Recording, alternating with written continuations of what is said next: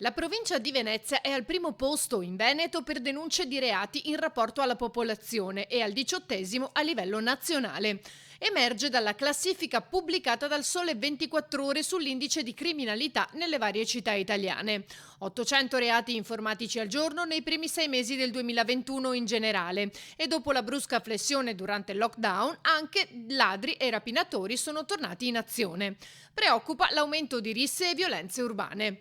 Nello specifico, la provincia di Venezia vede un secondo posto per sfruttamento della prostituzione e pornografia minorile, al 7° per furti e contraffazione di marchi, al 10° per truffe e frodi informatiche. Ma se questi sono i numeri della provincia di Venezia, l'assessore comunale alla sicurezza interviene su quelli inerenti allo spaccio. Non sono di nostra competenza i furti, le rapine, è competenza dei carabinieri e della Polizia di Stato, quindi quelli proprio non posso commentarli.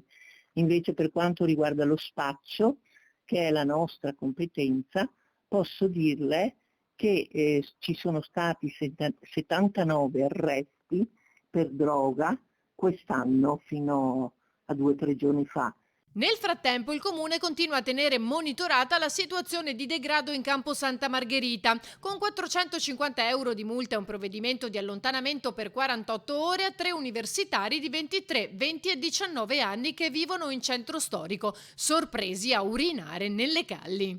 Stiamo preparando una ordinanza da parte del sindaco per limitare limitare la chiusura. Ho chiesto per i vari ristoranti tra l'una e le 2.